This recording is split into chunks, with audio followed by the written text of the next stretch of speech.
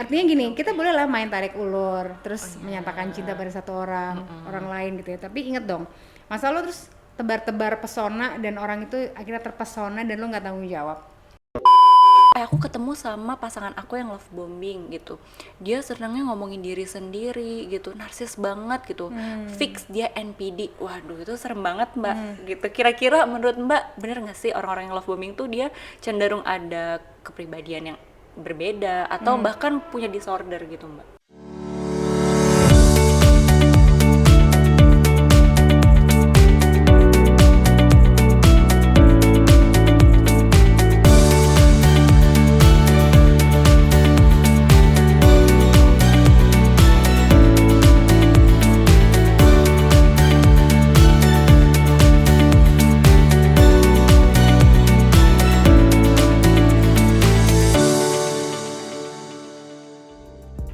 Hai lovers, balik lagi dengan saya Dian Wisnu, The Love Psychologist.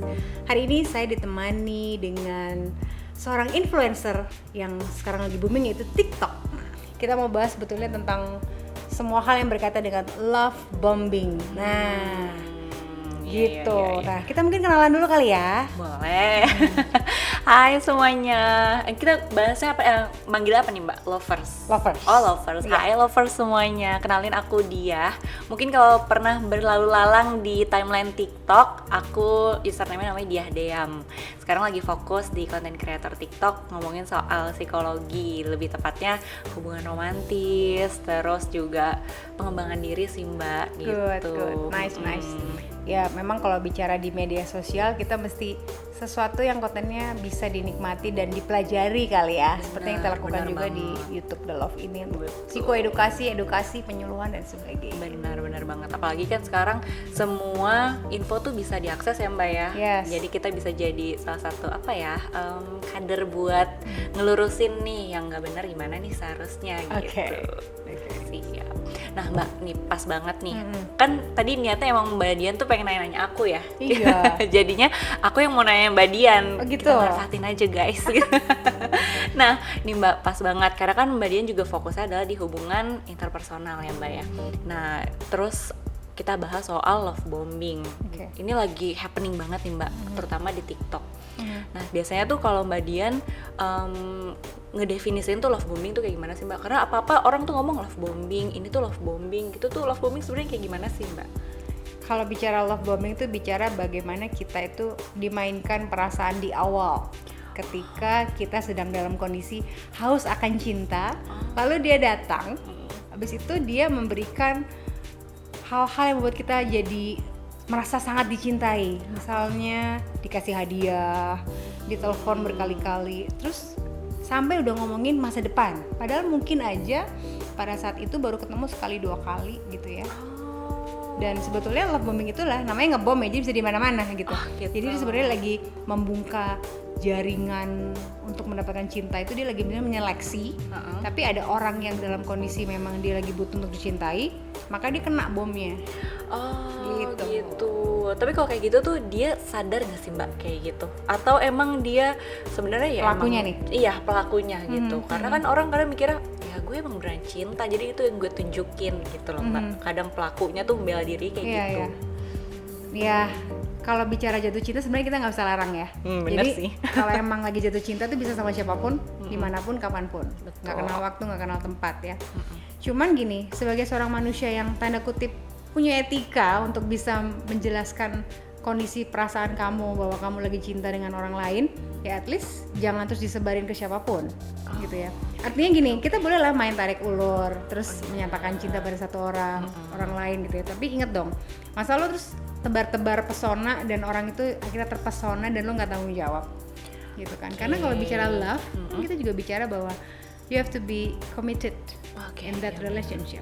Iya, bener banget. Nah, terus biasanya nih, Mbak, orang kan kalau kayak gitu tuh biasanya yang udah resmi gitu lah punya hubungan gitu ya. Nih, misal kayak kita udah pacaran. Nah, itu tuh bisa beneran terjadi nggak sih, Mbak, di hubungan itu terjadi love bombing?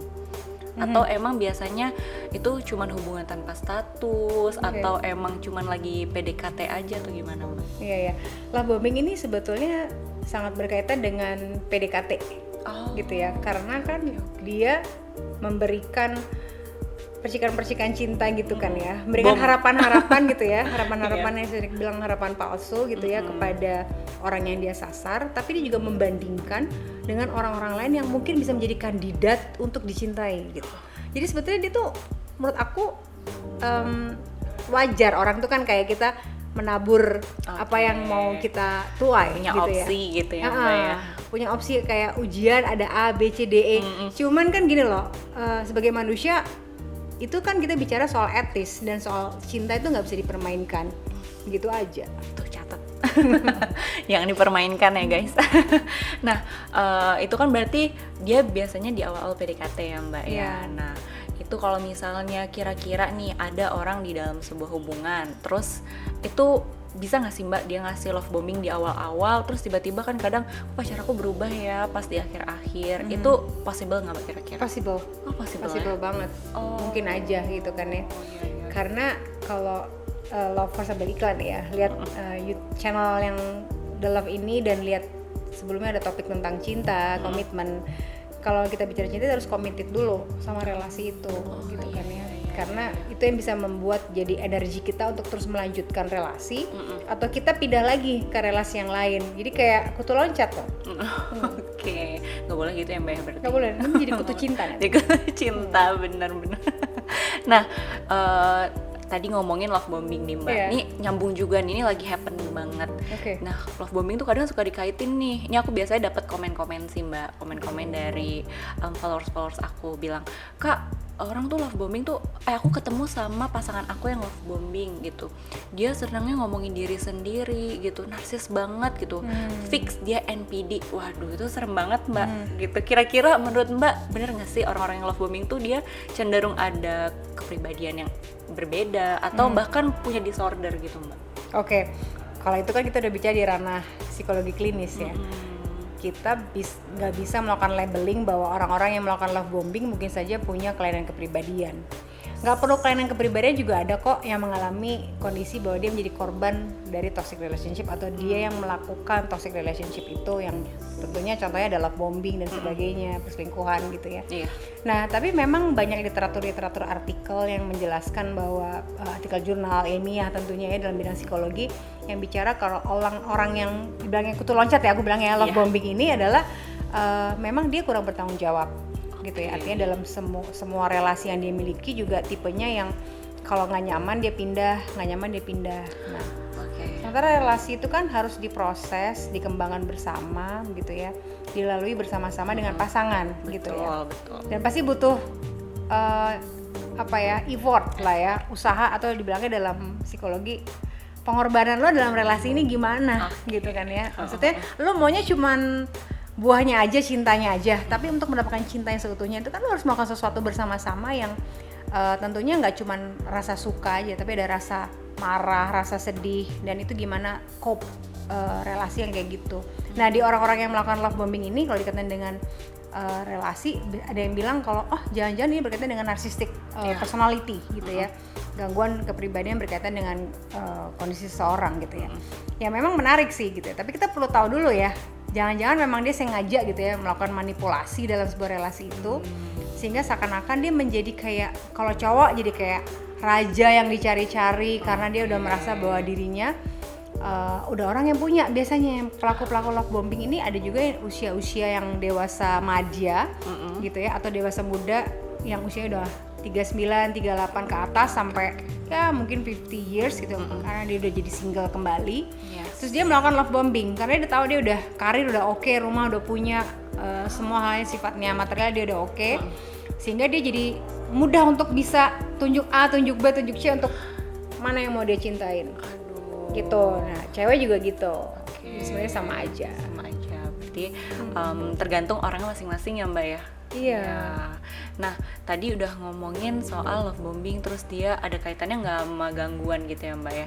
Nah, terus aku mau nanya nih Mbak, tadi kan ngomongin soal hubungan yang kayak kurang bagus gitu ya. Kira-kira sebenarnya cinta yang benar tuh kayak gimana sih Mbak gitu, biar kita tuh nggak ngomongin soal love bombing, hubungan toksik ya Mbak ya. Kita ngomongin yang sehat-sehat gitu. Iya. Artinya cinta yang sehat tuh kayak gimana gitu ya? Gimana sih Mbak gitu? Iya nih, ini mesti masuk kuliah interpersonal relationship dulu kali ya. Okay. Jadi Tulis ini. jadi kalau bicara cinta yang benar tuh gimana? Mungkin dibilang benar itu kan hanya kita yang tahu ya soal cinta ini benar atau salah. Oke. Karena saya nggak bisa ngerasain cintanya dia, Dim, ya cintanya orang-orang yang ada di depan saya atau di belakang saya. Tapi kalau kita menjalin relasi dengan seseorang, ketika mau dikatakan bahwa cinta itu benar, coba kita hubungkan dengan cinta yang sehat. Ya, artinya ketika menjalin relasi itu sama-sama berusaha dan berjalan bersama, nggak beriringan. Kayak kita waktu itu sempat ada tamu kita waktu itu Mbak Agnes gitu ya, kita sebut aja Mbak Agnes memang namanya, dan dia melakukan relasi yang udah long distance dan beda negara gitu ya, satu di Jerman, satu di Indonesia, dan melakukan yang namanya quality time. Jadi kita harus kenal juga love language dari pasangan kita, dan kalau beda gimana caranya supaya synchronize, saling sensitif dengan kebutuhan satu sama lain. Nggak cuman cinta tuh nggak cuman passionate yang bicara tentang physically, bukan yang manis-manis aja, atau yang sifatnya nafsu, tapi juga dalam cinta itu ada yang namanya you have committed with that person gitu kan ya, the only one. Terus kalau ada orang lain yang lebih oke, ya udah tetap stay dengan orang yang itu karena itu yang udah kamu pilih gitu ya. Jadi tidak kutu loncat, bukan kutu loncat love bombing itu ya, yang bisa di mana-mana. Jadi benar-benar kalau memutuskan mau pacaran dengan punya cinta yang sehat, ambil nafas dulu lovers, tahan, hembuskan, terus coba melakukan yang namanya sekarang bilangnya meditation gitu ya. Terus benar-benar bayangin kalau relasi gue dengan dia kira-kira bisa berjalan dengan oke, itu mesti gimana, dan dianya gimana, mau apa enggak sama-sama gue gitu. Wah, kita 3 SKS nih, ini berarti baru berapa ya Mbak? Ya, baru 1 jam kuliah baru ya. 1 jam kuliah ya. Wah, menarik banget Mbak. Nah, itu emang kadang nggak semua orang aware ya Mbak ya kalau cinta yang sehat tuh harus kayak gimana. Karena kan biasanya mereka tumbuh mungkin biasa di lingkungan yang menurut mereka itu normal Mbak. Kayak dapat love bombing ya udah gitu, dapat mungkin digalakin gitu ya sama pasangannya, bagi mereka ya udah itu bentuk cinta gitu kan. Nah itu ada kaitannya nggak sih Mbak sama gimana mereka tumbuh dulu mungkin sama keluarganya, sama mungkin lingkungan sekolah atau gimana gitu, ada hubungannya nggak sih Mbak? Oke, jadi kita mau bicara bahwa bagaimana seorang itu punya relasi saat ini berkaitan dengan pengalaman relasi dengan orang-orang terdahulu, ya artinya atau orang-orang yang berkembang bersama dia gitu ya, atau membuat dia menjadi seorang seperti ini. Tentu iya, kalau dalam psikologi kita bicara bahwa kita seperti orang yang sekarang ini adalah karena orang-orang yang signifikan dalam hidup kita. Our parents, our teacher, our friends gitu ya, teman-teman gitu ya. Dia jadi wanita yang saat ini gitu ya, cantik ya kan, lovers gitu ya. Terus pinter gitu ya, seorang sarjana psikologi, tentunya juga punya dream, punya impian, dan pasti dia punya role model gitu ya, dan dia punya pacar, dia juga punya role model. Pacar dia mungkin bisa mirip sifat atau apanya dengan sang ayah karena dia mengidolakan ayah gitu ya. Pacarnya juga demikian, mungkin dia mengidolakan ibu, lalu dia punya relasi yang punya sifat-sifat tertentu yang mirip dengan ibunya. Jadi kalau dalam teori tentang pencari pasangan itu kita bisa bilang bahwa role modelnya adalah parenting seperti apa, itu yang membuat dia juga akhirnya jadi menentukan pacarnya seperti apa sih nanti di masa depannya gitu ya. Ada teori attachment, banyak sih sebenarnya itu, mungkin 6 SKS ya. Teori attachment gitu ya. Terus ada teori mencari pasangan yang berkaitan dengan hal itu, dan dikaitkan juga dengan pengalaman traumatis dia di masa kecil menentukan dia mencari pacar seperti apa. Wah, dalam ya Mbak ya? Dalam, misalnya gini, dia punya pacar gitu ya, tapi pacarnya itu misalnya selalu menyakiti dia, tapi dia biasa-biasa aja, tidak menyadari hal itu.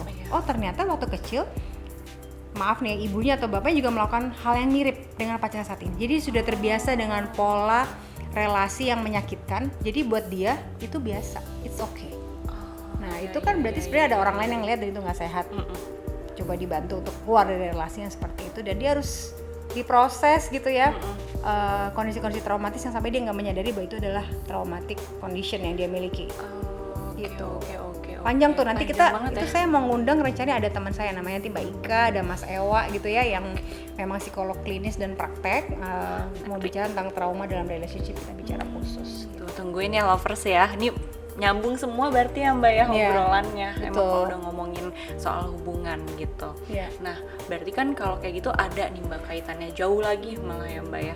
Terus kira-kira nih Mbak, kalau orang udah kayak gitu, dia ngerasa pola yang gak sehat itu biasa aja bagi dia gitu, itu bisa nggak sih Mbak dia balik jadi orang yang baru gitu? Karena kan ya tumbuh di keluarga atau mungkin lingkungan yang gak sehat kan emang gak mudah ya Mbak ya buat keluar dari situ. Kira-kira se-effort apa sih Mbak harus keluar dari cycle yang gak bagus gitu? Oke.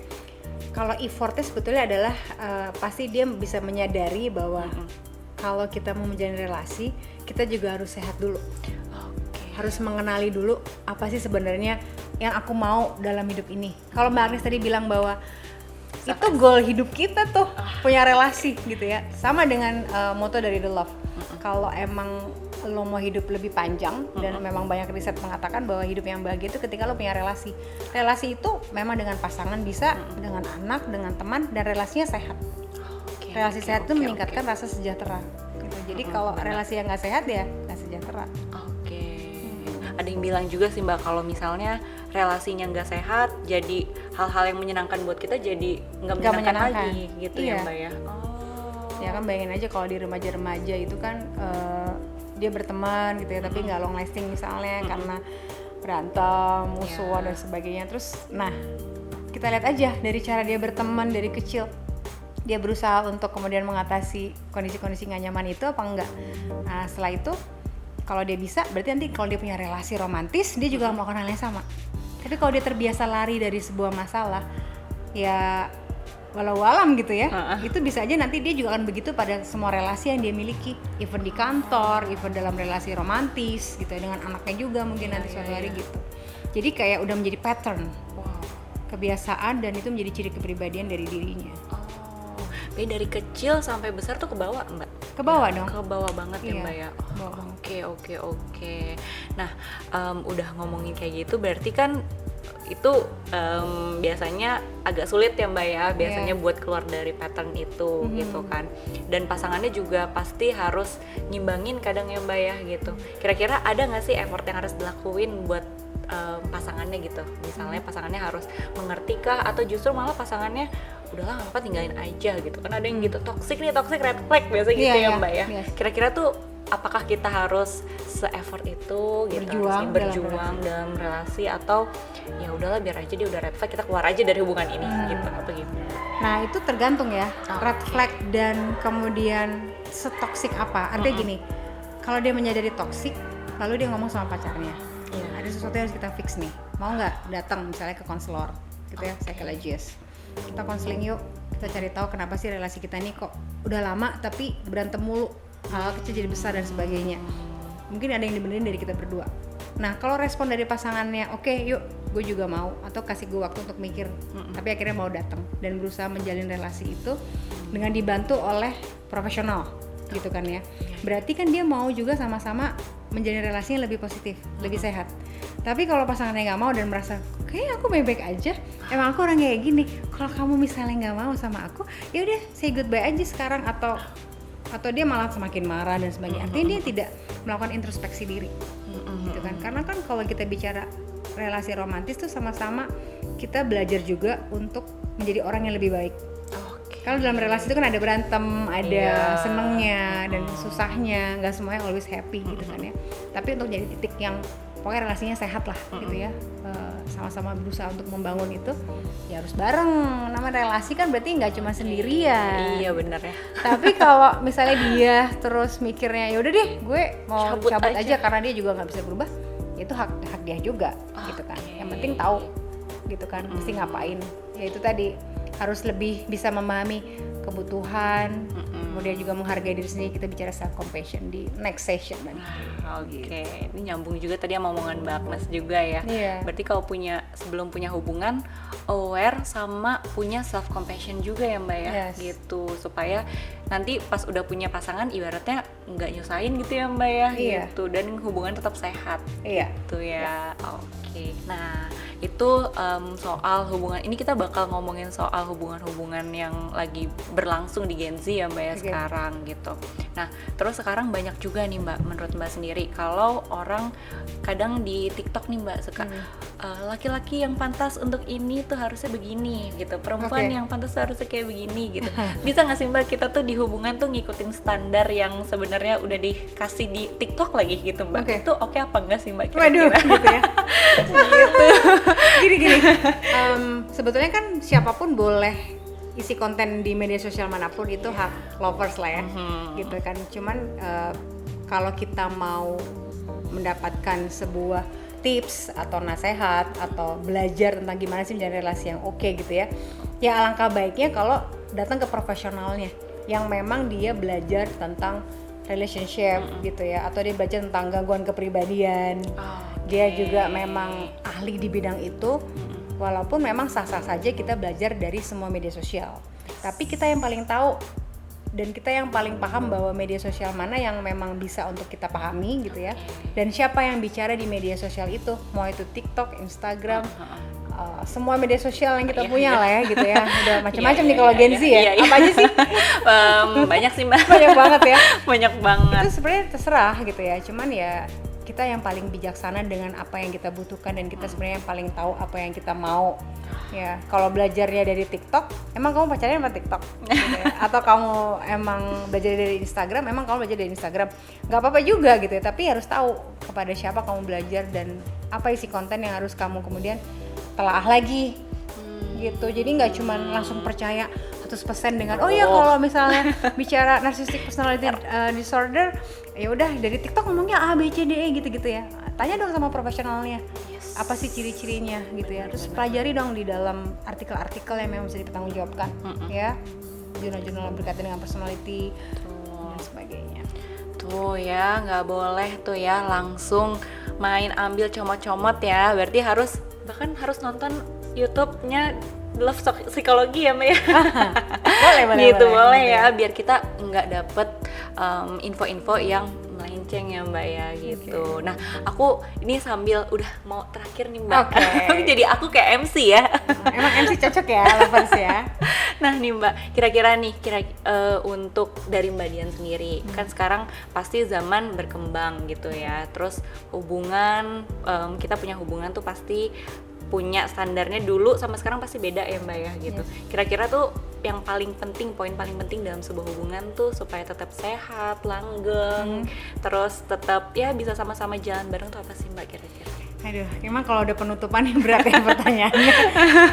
Sebetulnya kalau pengen benar-benar langgeng itu dari awal, itu kita sebenarnya udah tahu bahwa relasi ini kita bisa jalan bareng nggak? Gitu.